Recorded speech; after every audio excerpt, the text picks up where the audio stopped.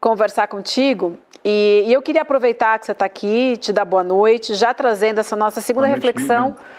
O Edu falou um pouco dela agora, mas eu vou pedir para a gente colocar no telão mais uma vez, para te ouvir também um pouco sobre essa, que é mais uma das provocações, né? Foram 3 provocações que a gente traz aqui hoje para conversar com a nossa audiência. Essa segunda diz o seguinte: estamos na expectativa da prisão de Bolsonaro, será o fim de um ciclo ou o começo de mais uma etapa de luta contra a extrema-direita no Brasil? O que vai faltar para desmontar de vez o projeto bolsonarista? Professor, nos ensine. Doutor Castro, posso só fazer um adendo aqui? Que enquanto o Edu falava antes, não sei se o senhor estava acompanhando. Estava acompanhando. Então, olha que coincidência. Por acaso, ontem, um pouco antes de dormir, no meu Instagram apareceu um corte do Slavoj Žižek, né? Filósofo, muito conhecido, muito famoso aqui no Brasil, veio algumas vezes para cá, já deu várias entrevistas, tem uma obra vasta, né? Olha o que ele falou ontem, Edu. Acho que você não deve ter topado com esse corte. Ele falou o seguinte: para a esquerda mundial, hoje, o Donald Trump é um fetiche. Ele usou essa palavra. O que é o fetiche? O fetiche é tudo aquilo que brilha para você, na teoria freudiana, antes de você descer para a coisa que importa mesmo, que no caso do Freud é o sexo em si, né? Então o fetiche é aquela coisa que te chama atenção, que te desvirtua, que te tira um pouco do eixo, mas é que é uma coisa quase que como se não existisse. Ele falou: o Trump é um fetiche para a esquerda mundial, porque a esquerda mundial tem medo de olhar para a situação como ela realmente é, encarar as próprias falhas e encarar, inclusive, que o trumpismo nos Estados Unidos é uma boia de salvação, muitas vezes, justa para as pessoas que estão desesperadas. Então fica esse fetiche. O Trump, o agente laranja, ele é um perigo, se ele sumir a coisa vai melhorar. É o que você falou do Bolsonaro. O corte, eu juro por Deus, antes de dormir, eu estava olhando isso ontem, até marquei e vou mandar para o Edu depois, eu botei nos meus favoritos lá. Professor, faz sentido isso que a gente estava costurando antes aqui? Acho que, bom, primeiro, boa noite, Eduardo, boa noite, Vivian, boa noite, Demore. Me permita principiar parabenizando o ICL pelo 1 milhão de seguidores. Eu vou contar aqui, Vivian, um segredo que vai deixar o Eduardo muito feliz. Vocês sabem que eu sou membro do ICL. Eu sou membro, como é que se chama isso? Membro solidário. E Edu, eu sou membro do ICL, eu confio muito no projeto de vocês. Embora eu participe aqui do ICL toda semana, eu fiz questão de ser membro, recebi todo aquele kit bonito e sou membro solidário para que mais uma pessoa receba. Porque eu tenho uma fé inabalável no projeto do ICL. Eu acho que em alguma medida, Demore, como é que faz para superar a extrema-direita? Tem um ponto importantíssimo, eu estava escutando, como eu sempre escuto vocês. Eduardo, acho que você tocou na ferida que tem que ser uma fratura exposta. A inelegibilidade do Bolsonaro é o cenário ideal para a extrema-direita no Brasil. Porque a extrema-direita no Brasil era refém do clã Bolsonaro. E o Bolsonaro é o líder autofágico que devora a todos, menos a si e a própria família. Portanto, em alguma medida, o Bolsonaro mantinha essa pulsão que a Vivian e a Heloísa mencionaram, em alguma medida não sob controle, mas incapaz de se desenvolver plenamente. A inelegibilidade do Bolsonaro tende a fortalecer a extrema-direita e não o oposto.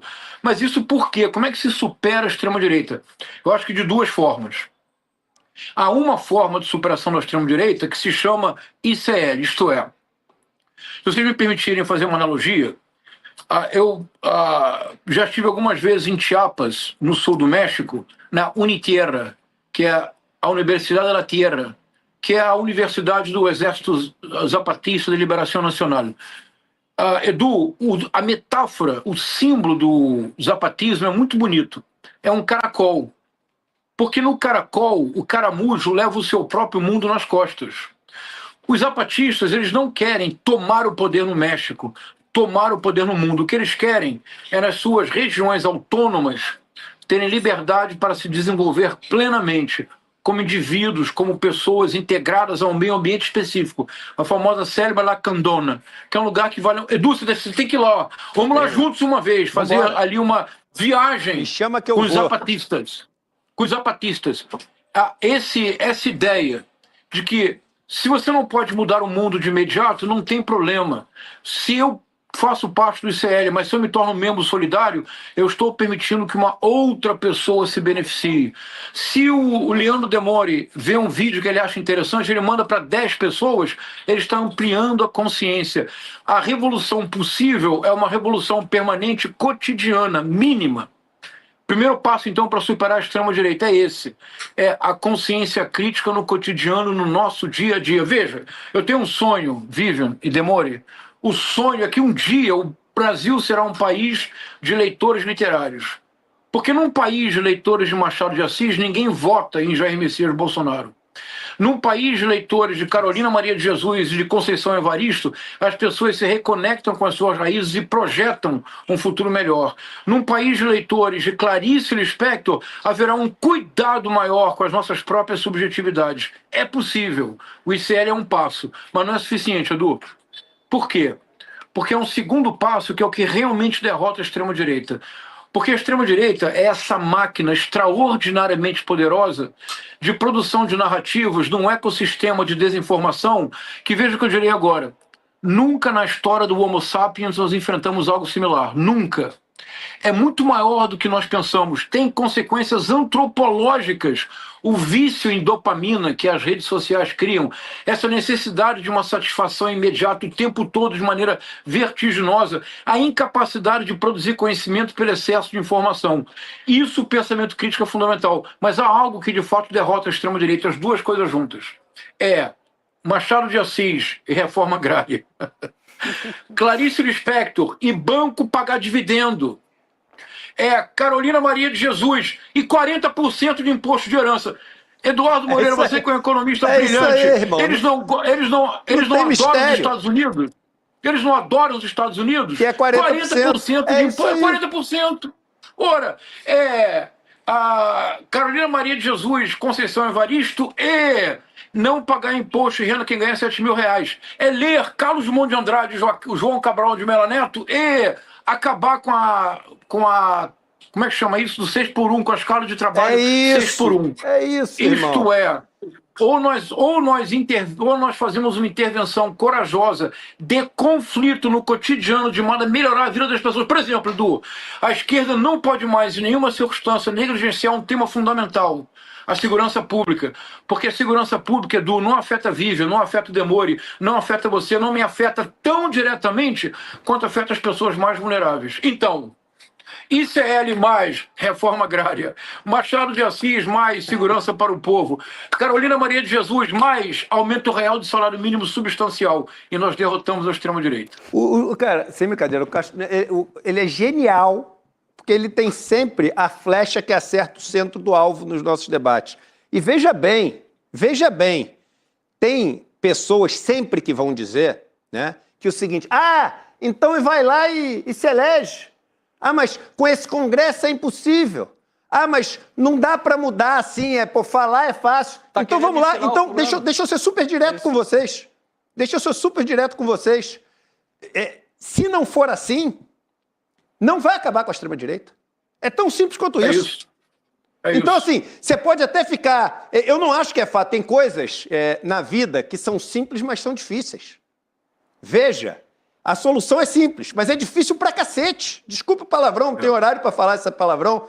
É muito difícil, mas é simples. A gente sabe qual é o problema. Agora, a questão é a seguinte, gente. O Congresso é uma porcaria? A gente não consegue eleger? Não consegue por causa de outro. Aí é uma live inteira só porque que a gente não consegue eleger. Mas deixa eu ser direto com vocês. Se não mudar a estrutura do capital, e quando eu digo capital, a gente está falando da terra, de conhecimento, tudo isso é capital, né? Nos tempos modernos, o capital também ele vai assumindo a forma de conhecimento, de outros meios. Se não mudar a estrutura do capital, a resposta não vai mudar a extrema-direita. É isso. Pronto, é tão simples quanto isso. Então a gente pode chegar no negócio, então tudo bem, então não vai mudar a extrema-direita.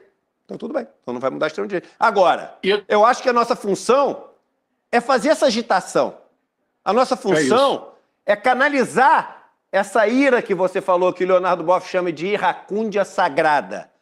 A nossa função aqui é reunir as pessoas que acreditam que mesmo, que é o que o padre Júlio Lancelotti fala o tempo inteiro, mesmo não conseguindo, resta-nos a luta. Resta-nos a tentativa Eduardo, da você quer ver luta. uma coisa? Você falou em luta, você quer ver uma coisa curiosa? Existe uma esquerda hoje em dia que diz assim, não, a perspectiva marxista da luta de classe está ultrapassada. Ah, meu filho aqui, filhão, dá boa noite para todo mundo. Boa noite. Fala assim, Aê, eu apoio o filhão, MCL. aê. Eu apoio eu mesmo. Fala assim, que você apoia você mesmo, rapaz? Maravilhoso. Que é isso, rapaz? Aqui, ô, Eduardo, é o capitalismo em estado puro, assim não é possível. Mas não é possível.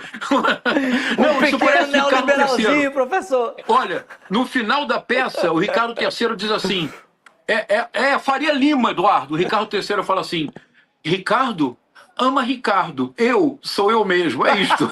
Mas olha, genial. Ricardo, Eduardo, olha que importante isso. Então, a luta de classes no sentido marxista está ultrapassada. Veja, no Brasil, a Faria Lima, os especialistas do mercado que fazem projeções há 3 anos equivocadas, sempre erram. O PIB jogam para baixo e a inflação jogam para cima. Erram e recebem bônus consagradores do seu erro. Eduardo, luta de classes no Brasil hoje é realizada 24 horas por dia, 7 dias por semana pela Faria Lima, pelos banqueiros, pela elite financeira, Óbvio. pela extrema-direita. É óbvio. Será que não chegou a hora de nós voltarmos à velha e boa luta de classes e dizer o seguinte? Para superar a extrema-direita, nós vamos ter que ter a coragem de assumir o conflito como uma mola necessária. Agora, sempre dentro da ordem democrática. Mas nós vamos ter que assumir a dimensão do conflito. Nós precisamos aumentar o imposto. Nós precisamos dar aumento real no salário mínimo. Nós precisamos finalmente fazer algo. Meu Deus do céu! A Inglaterra fez no século XVII a reforma agrária. É isso aí. O MST tem que deixar de existir, Eduardo. Em lugar de MST, tem que ser MCT. Em lugar de Movimento Sem Terra, tem que ser a maior cooperativa da terra. É isso mesmo. Boa, gostei, hein? Gostei. Muito bom. Professor, eu preciso te agradecer demais, sempre bom te ouvir. A gente tem muitas mensagens, daqui a pouquinho até vou registrar mais algumas mensagens aqui de vocês que estão nos acompanhando. Obrigada pelas reflexões importantes e na semana que vem o senhor volta com a gente lá no MN1, tá? O professor Castro Rocha é nosso, Maravilha. hein? E parabéns para vocês. Um abraço. Obrigada, muito Obrigado, obrigada. Tchau, tchau. Eu vou registrar